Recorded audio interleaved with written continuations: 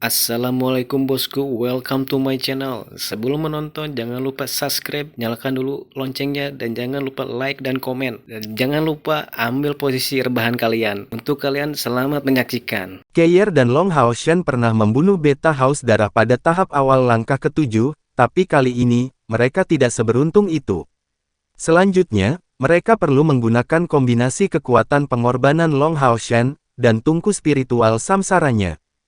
Dalam hal kekuatan nyata, meskipun Long Haoshan dan dirinya sendiri benar-benar diberkahi dengan baik, mereka paling banyak hanya akan dapat menandingi iblis di tahap tengah langkah ke-6 dengan mereka berdua. Iblis dari langkah ke-7 ini sudah bukan lagi hanya pemimpin iblis, tetapi juga komandan terkuat iblis bengis. Dengan satu kata perbedaan datanglah perbedaan kekuatan yang mengguncang surga. Komandan terkuat iblis bengis ini memegang di tangannya pedang merah tua raksasa. Kilatan merah tua menerangi sepasang matanya, dan Keir sudah tidak meragukan kekuatannya. Kualitas dasar terpenting bagi seorang asasin adalah tetap berkepala dingin.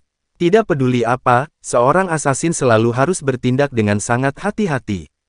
Dengan tujuan sederhana itulah Keir menetapkan untuk dirinya sendiri, untuk memperlambat musuh sambil melakukan yang terbaik untuk membunuhnya jika ada kesempatan yang muncul. Bersembunyi diam-diam, Keir seperti satu entitas yang bergabung dengan gunung, tidak memancarkan tanda-tanda kehadiran manusia, sampai-sampai bahkan seorang asasin dengan kultivasi yang jauh lebih besar daripada miliknya belum tentu dapat mencapai hasil itu. Komandan terkuat iblis bengis memimpin kelompoknya dari depan, jadi Keir tidak berniat bertindak membabi buta tanpa berpikir, dengan tenang menunggu kavaleri iblis lewat di hadapannya, dan sampai pasukan terakhir dari kavaleri iblis ini akan mendekat padanya, yang merupakan waktu yang dia tunggu dengan indah. Persepsi kuda iblis tidak setengah-setengah, tetapi pada saat ini, mereka tidak tahu sedikit pun bahwa mereka kedapatan Keir di belakang mereka. Apa yang disebut teknik slinking tidak didasarkan pada gaib, tetapi pada mengeksploitasi setiap elemen lingkungan yang mungkin dapat digunakan bagi seseorang untuk menyembunyikan keberadaannya sendiri. Pada saat ini, Keir tersembunyi di bawah bayang-bayang anggota pasukan terakhir dari kavaleri iblis. Meskipun lingkungannya gelap, langit masih diterangi oleh bulan dan bintang-bintang, jadi Keir tidak membuatnya bergerak dengan tidak sabar, tetapi lebih memilih untuk dengan tenang mengikuti kavaleri iblis yang siap untuk mendaki gunung ini. Komandan terkuat iblis bengis, yang merupakan yang pertama dari jajaran prajurit berkuda itu, tiba di puncak yang ditinggikan di atas gua berdesis, berturut-turut diikuti oleh seluruh kavaleri iblis. Mereka tampaknya benar-benar sama dengan kavaleri manusia, dari pengaturan tertib mereka hingga kemajuan mereka yang tidak bersuara. Tepat ketika kavaleri iblis terakhir yang menunggangi kuda iblis itu mulai mendaki gunung, Keir membuatnya bergerak, tersembunyi dalam bayang-bayang. Tiba-tiba mempercepat tanpa peringatan apapun, dia tidak ditemukan oleh lawan manapun, bahkan kuda iblis yang dia lewati. Pada saat ini, arusnya seperti momok, yang energi spiritualnya meledak dalam sepersekian detik, berkedip seperti belati emas. Dengan tingkat kultivasi Keir saat ini, bagaimana mungkin dia tidak berhasil melancarkan serangan diam-diam terhadap kavaleri iblis? Belatinya memasuki bagian belakang kepala kavaleri iblis itu, sebelum belati kedua memotong lehernya di saat berikutnya, bersama dengan saraf penting di otaknya. Asasinan Keir benar-benar dicapai dengan sempurna, sampai-sampai kavaleri iblis ini bahkan tidak menjerit, hanya suara pengap sebelum jatuh. Keir tidak berhenti pada itu, tetapi di bawah, saat kavaleri iblis itu jatuh dan kuda iblisnya mulai bereaksi di bawah, dia memukul tubuhnya, mengirimnya terbang ke depan seperti peluru artileri. Pada saat ini, belati emas di tangan kanannya menembus punggung kuda iblis. Tusukan ini benar-benar akurat, mengarah tepat di dagu di antara tulang belakang kuda iblis.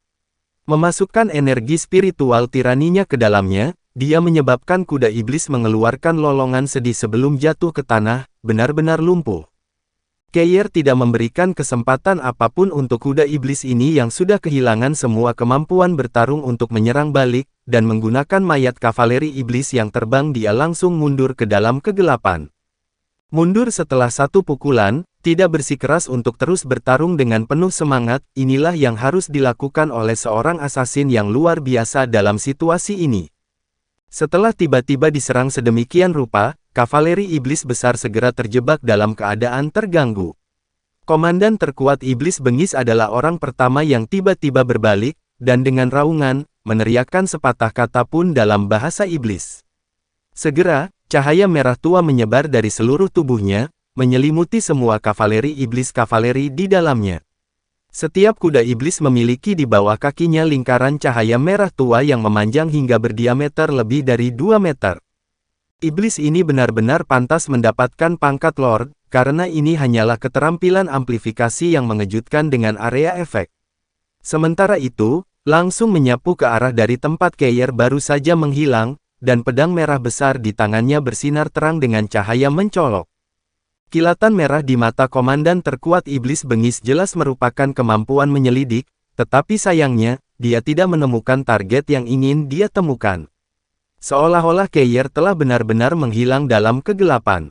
Pandangan keji melintas di mata komandan terkuat iblis bengis, dan dengan teriakan darinya, kavaleri iblis melanjutkan jalannya. Satu-satunya perbedaan adalah kali ini, komandan terkuat iblis bengis tidak tinggal di depan formasi, tetapi tetap berada di tengah-tengahnya. Dengan kavaleri iblis mengelilingi dan melindunginya, kecepatan mereka jelas melambat. Dia kadang-kadang menyapu sepasang matanya yang mengerikan ke sekeliling, mencari kemungkinan jejak yang bisa dia temukan. Tentu saja, Keir belum pergi dari sana, masih tetap tersembunyi dalam kegelapan. Hanya saja komandan iblis ini tidak dapat menemukannya dan tidak lebih.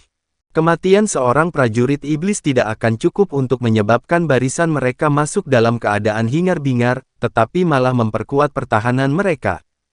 Keir menemukan dari sini bahwa kecuali dari komandan terkuat iblis bengis yang terletak tepat di tengah-tengah formasi, kavaleri iblis ini juga terdiri dari 2 komandan iblis dari langkah ke-6.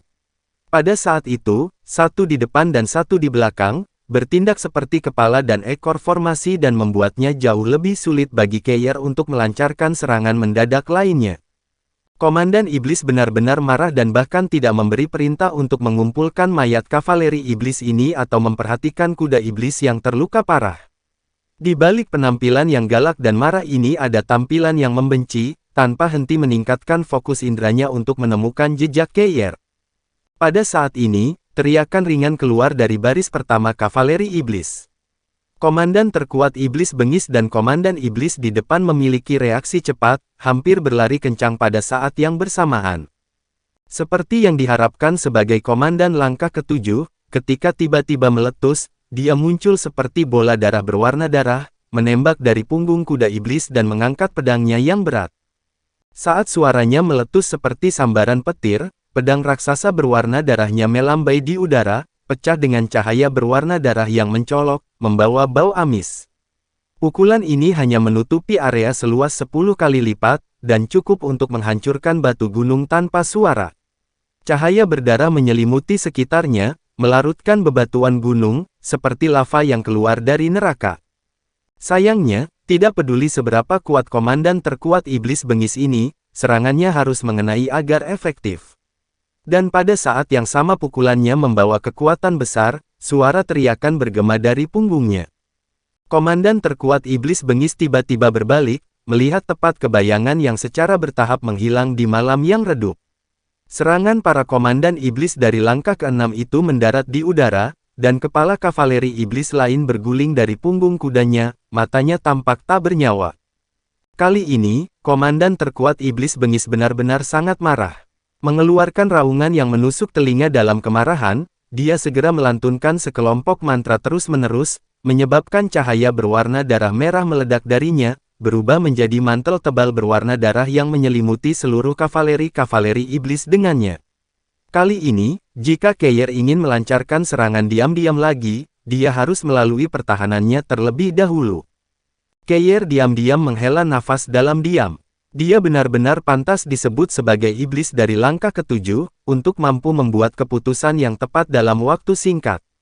Jika komandan terkuat iblis bengis tidak menggunakan mantra pertahanan yang ditargetkan area ini, dia masih memiliki banyak cara untuk menyerang kelompok ini secara diam-diam. Setelah melepaskan mantra pertahanan yang efektif di area ini, komandan terkuat iblis bengis memimpin kavaleri iblis untuk mempercepat dalam mendaki gunung. Kuda iblis bergegas dengan kekuatan penuh mereka, segera tiba di bagian belakang gua berdesis. Keir tidak cemas karena tidak dapat melancarkan lebih banyak serangan diam-diam, dan terus mengikuti kelompok mereka dengan tenang. Ini jelas belum waktunya untuk berusaha sekuat tenaga. Kuda iblis benar-benar cepat, dan topografinya bahkan tidak bisa dianggap terjal. Dari kelihatannya, mereka semakin dekat ke lokasi gua berdesis. Di depan, area besar dan duri tiba-tiba muncul. Itu memiliki setidaknya 1 meter tinggi, dan sangat tangguh. Kavaleri iblis di depan tidak punya pilihan selain menggunakan tombak mereka untuk membuka jalan bagi diri mereka sendiri, menyebabkan kecepatan mereka turun secara penting. Komandan terkuat iblis bengis yang duduk di tengah formasi mereka memiliki kilatan merah di matanya, meneriakkan beberapa patah kata sebelum komandan iblis dari langkah ke-6 segera bertindak sesuai dengan itu, mengangkat tombak panjangnya tinggi-tinggi, dan melepaskan api merah tua, segera membakar kelompok Thistles dan duri sekaligus. Pada saat yang sama lingkungan berduri ini dibakar, undulasi energi muncul dari tengah formasi kavaleri iblis, dan cahaya putih keperakan yang sangat besar meletus darinya. Ruang itu tunduk pada kekuatan laser yang tangguh, menyebabkan beberapa kuda iblis merengek dan melompat, tubuh mereka berkedip-kedip dengan kilatan merah. Tetapi karena mantra bertarget area pertahanan yang dilepaskan oleh komandan terkuat iblis bengis, itu tidak membuat mereka hancur berkeping-keping. Komandan terkuat iblis bengis melangkahi kuda iblis dengan mendengus, melangkahi tanah saat cahaya merah tua yang dipenuhi dengan kegelapan dan api, dengan cepat menekan cahaya keperakan yang menyebar di ruang itu. Namun, cahaya keperakan ini belum sepenuhnya tidak efisien. Setidaknya, itu menyingkirkan mantra area pertahanan yang disiapkan sebelumnya oleh komandan terkuat iblis bengis. Bersembunyi di dalam gua, Yi Jun memiliki wajah pucat. Mantra spasial yang baru saja dia luncurkan ini datang dengan konsumsi yang cukup penting, dan dia tidak berpikir bahwa itu akan dengan mudah diblokir oleh komandan terkuat iblis bengis, sampai-sampai itu tidak menyebabkan kerusakan apapun di jajaran para iblis. Tepat pada saat ini, serangan 2 pasukan pemburu iblis diluncurkan dengan ayunan penuh. 10 duri tajam merah cerah segera membawa suara menusuk telinga tepat pada saat mantra pertahanan menghilang. Saat itu, Yang Wenzhao sakit kepala karena menghadapi serangan duri ini, tetapi kali ini, Bai Xiaomo berhasil benar-benar melepaskannya. Itu berarti bagaimana kekuatannya meningkat seiring dengan pengalaman berkelanjutan yang dia dapatkan. Komandan iblis di depan sudah berusaha sekuat tenaga untuk memblokirnya, tetapi hanya 3 duri tajam yang membidiknya dan tidak lebih. Duri tajam yang diluncurkan oleh Bai Xiaomo ini bekerja dengan cara yang sangat rumit, menembak dari segala arah. Kavaleri iblis jelas akan menunjukkan beberapa perlawanan, tetapi tidak mudah bagi mereka untuk memblokir serangan yang diluncurkan oleh Bai Xiaomo ini. Setidaknya 5 iblis akhirnya terluka pada tingkat yang berbeda, dan kabut berdarah menyebar. Dan ini baru permulaan, sebelum sejumlah besar manik-manik hijau turun dari langit. Manik-manik ini tampaknya menyelimuti keseluruhan kavaleri iblis besar dalam jangkauan mereka.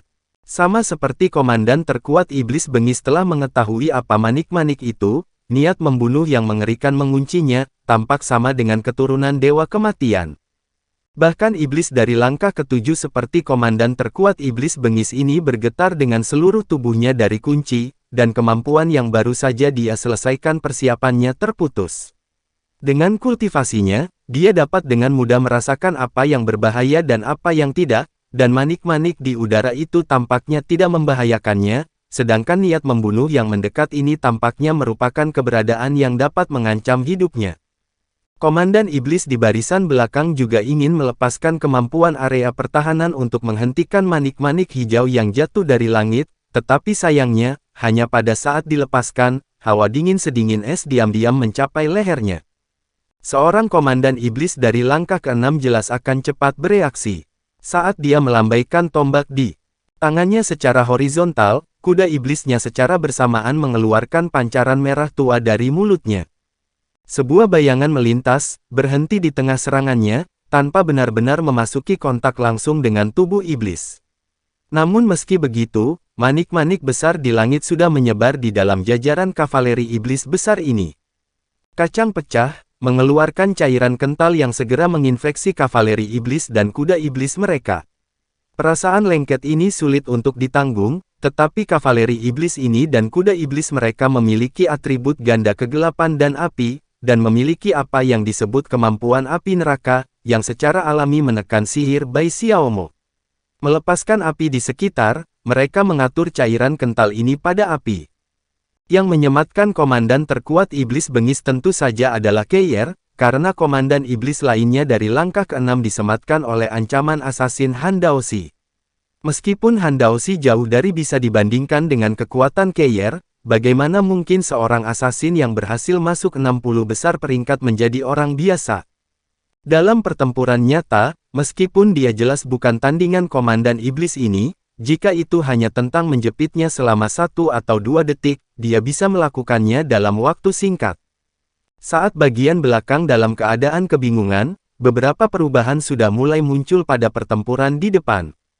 Komandan iblis dari langkah ke-6 yang terkena 3 duri segera mengunci pandangannya pada lokasi 2 regu pemburu iblis, tetapi tanpa memberinya waktu untuk menuju ke arah mereka, sosok merah tua tiba-tiba muncul di depan mereka, menghalangi jalan pulangnya. Siluet ini sangat besar, dan memiliki 2 sayap besar terbuka di punggungnya, memberikan tampilan yang ganas dan jahat. Itu persis seperti dewa iblis. Perbedaan kelas sosial di dunia iblis berbeda. Melihat atasan langsungnya memblokirnya, komandan iblis yang siap menyerang segera menatap kosong, secara alami menghentikan gerakannya. Komandan terkuat iblis bengis di hadapannya tidak mengatakan sesuatu yang istimewa, hanya mengangkat cakar kanannya dan menunjuk ke punggungnya. Tepat ketika komandan iblis berbalik, pada sepersekian detik dia berbalik, pemandangan ajaib terjadi di punggungnya. Perubahan besar terjadi pada siluet besar komandan iblis dari langkah ke-7 di punggungnya secara tak terduga menghasilkan perubahan mendadak, berubah menjadi iblis burung bersayap ganda. Apalagi kavaleri iblis, bahkan pasukan pemburu iblis kelas umum ke-21 dan pasukan pemburu iblis kelas prajurit ke-4 sangat terkejut melihat pemandangan. Aneh ini tombak emas yang dipenuhi petir dengan kuat menghantam punggung komandan iblis, pecah dengan lampu listrik yang mencolok, menyebabkan komandan iblis ini menjerit menyedihkan. Jika itu tentang pertempuran langsung, akan sulit untuk memprediksi siapa antara burung iblis atau komandan iblis yang akan menang. Burung iblis memang memegang keunggulan udara, sedangkan seorang komandan iblis mendapat dukungan dari tunggangannya. Namun, itu adalah cerita lain jika terjadi serangan diam-diam. Pemimpin iblis jelas tidak memiliki kewaspadaan sedikit pun terhadap kata-kata komandan terkuat iblis bengis, tetapi bagaimana dia bisa menebak bahwa dia akan jatuh ke dalam perangkap yang begitu fatal. Namun, kuda iblisnya adalah binatang ajaib dari langkah ke-5. Melihat penunggangnya diserang, ia segera mencoba membelanya, mencoba membanting ke burung iblis. Reaksi burung iblis cepat. Bertepuk tangan di punggungnya sambil memasukkan kekuatan ke tombak petir di tangannya, dia segera mendarat di udara saat energi spiritual petir yang kuat pecah di sekelilingnya. Terluka parah, tubuh komandan iblis menghasilkan bau hangus dan kuda iblis yang ditungganginya menjerit menyedihkan, mengejang karena dorongan petir. Burung iblis tidak berbelas kasihan, menempatkan kekuatan dalam mengayunkan tombaknya, mengekstraknya dari belakang komandan iblis yang sudah terluka parah saat memanfaatkan keadaan lumpuh kuda iblis. Tombak itu ditusukkan dengan ganas di tubuhnya, mengandalkan kekuatan serangan yang tangguh dari penggunanya untuk mengakhiri hidup kuda iblis ini. Sebuah tongkat tebal terangkat tinggi di langit, memukul komandan iblis di kepalanya, seperti tongkat kayu yang bertemu dengan semangka. Saat itu, cairan berwarna menyebar di udara darinya, sepertinya komandan iblis dari langkah ke-6 ini sudah mati. Burung iblis tidak tinggal diam, dan segera mengepakkan sayapnya setelah menyingkirkan komandan iblis pertama, terbang di atas kavaleri iblis seperti harimau yang memetik sekawanan domba. Awalnya, kavaleri iblis ini memiliki satu komandan iblis yang menjaga bagian belakang dan satu menjaga bagian depan, selain komandan terkuat iblis bengis yang duduk di tengah formasi. Formasi di depan, yang benar-benar kokoh sebelumnya, sepertinya baru saja rusak saat intinya dihancurkan. Kavaleri-kavaleri iblis tidak kekurangan kekuatan, tetapi diatasi oleh kepanikan. Sebagian besar pasukan mereka baru saja selesai untuk menangani cairan yang dilepaskan.